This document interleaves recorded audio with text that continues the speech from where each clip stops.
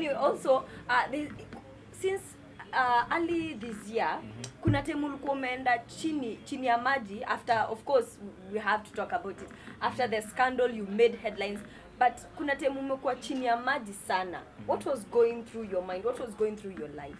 I was trying to resolve the issue. Basically, whenever you are in a storm, you cannot fight a storm without a structure. Yeah. Otherwise, utakuwa unaruka from one stone to another, unapata kumbe si mawe ni sponge. Yeah. So you'll be just digging your own hole. Yes. So I was trying to come up with a structure whereby I can sort the whole issue and still maintain my dignity and my reputation. Yeah. That is what was happening. Okay. Yes, that's why nilinyamaza tu, nikasema let me ghost this social media or let me do my thing then come back. Yes. But I had enough time to complete my album, so siwezi sema nilinyamaza tu nikakaa home nikatumia rent. Yeah. And you also also before even we talk about the album and what it's all about, the allegations that were there for you, because you've not come out to talk about it, were these allegations true?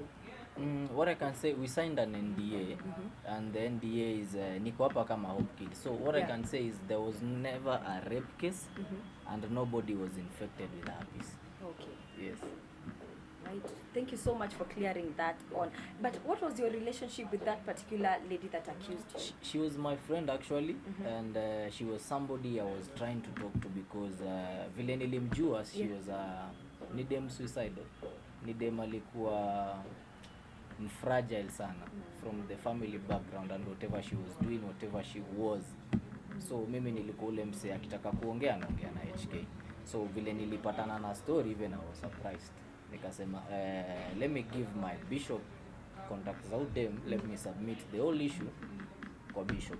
Yeah. Because the bishop I think alikuwa na much wise perspective of the whole issue and how to resolve it. Yeah. So mimi nilisubmit, nikaambia bishop deal na huyu dem and whatever comes. That's why mimi nilinyamaza, nikaacha mse mwingine afanye the talking. Yeah. Because nilijua at the end of the day, if it's for me to talk, ningekuwa mjinga sana by the way. Mimi hata ningempost niseme huyu ndio dem anasema nilimrape. Unaget? Nilikuwa na hiyo right because I can ask, do you know her? Not yet. So you are accusing me with a ghost. No, you don't know her.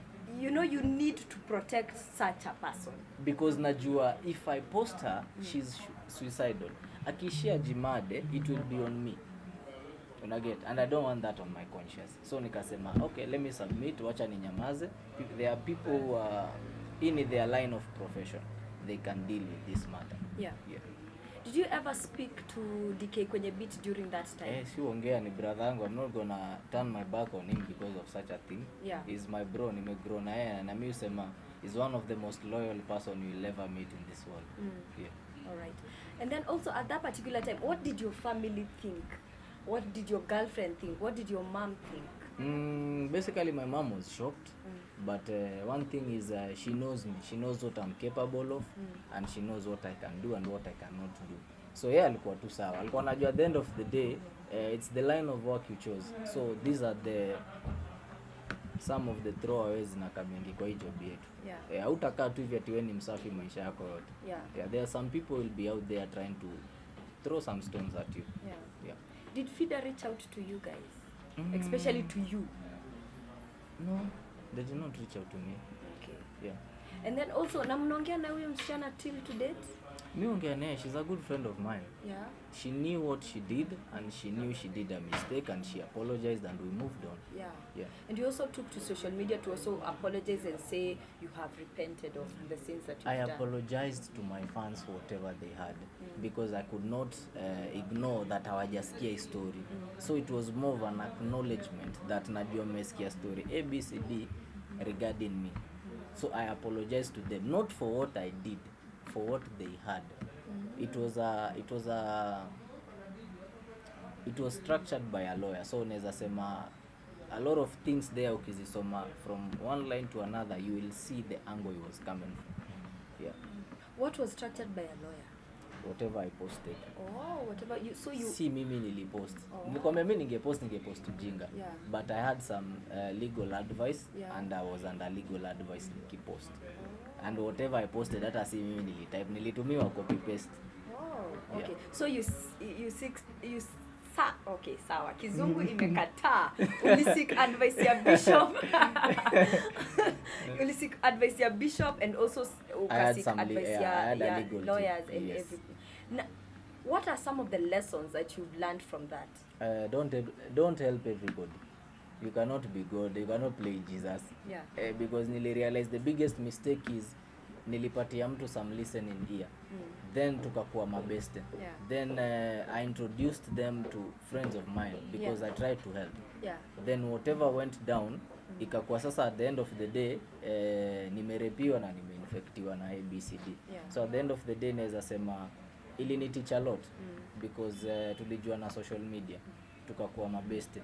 Nikaanza kumwambia usifanye hii, fanya hii because she was really suffering from a lot that I can't say. As I said earlier, we signed an NDA that I niruhusu to go into details about ABCD. Yeah. But when we sat down, tulika every party apologized to each other na tukasema life we move on. Yeah. Because she knew she was wrong.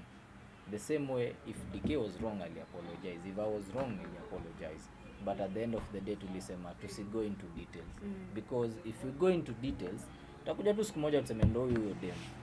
Wewe unajua mafans wa Kenya vile ni hawananga huruma. Wakiamua kumroast watammaliza. Then it will be on our conscience. Yeah. On a lighter note, kuna time ulifeel tu about your story ukaamka siku moja ukaenda ukatest uone ni ukweli kama uko nayo ama una? Yeah, I went and get tested. The reason I went and get tested, it was not because of the story. Yeah. It was because at the end of the day I was under legal advice and I wanted to have every paper and every documentation right. Nugget. So that when everyone or anyone comes knocking, I have my papers ready. Yeah. Nugget. Yeah. I had to approach the matter in a more legal way. Ningetaka kuideal tu kiboys hapa nje kiujingo. Ningefanya hivyo. But lazima ningekuwa more prepared because somebody was coming after me. Yeah. And they were coming really hard. So I had to be ready. Lastly on that Hopekid, ulipata zile myths zenye unapata msee mlikuwa mnaongea na yeye but saizi hataki kuongelesha ama kukuguza because ana believe Hopekid akona zile infection. Mob, a lot of my close friends as in they believed the story. But at the end of the day siwezi wa control ati nimwambia hapana si ukweli nini. Hawakuniuliza, wali believe story and yet you know me in person. Yeah. So I cannot say ati nilifeel vibaya because for me na feel God alikuwa ananitolea burden fulani. If he decided it was the right time for them to leave, wacha waishie. Because I think a while 2 or 3 weeks ago nilipost fulani nikisema if your friends or unaamka tu siku moja unapata mse fulani hayuko in your life, usianze ku question God. God had their conversation while you are not present. So God ndiye anajua mbona nilitoa mse kwa life ya HK. Yeye ndio usikia stories zake kama yuko. So nikakam ku understand, tumekuwa tuki-question God. Tukianza kuuliza, mbona nani alinichorea? Mbona nani aniongeleshani? Hiyo ni job ya God. He knows the best. Yeah. All right. No wonder uko na such deep quotes. I'm good bro. I gave it to God. Since then by the way umekuwa na very deep quotes. Because nime realize there are some things I cannot say but they can be written. Yes. Yeah. All right. You're good. I understand that.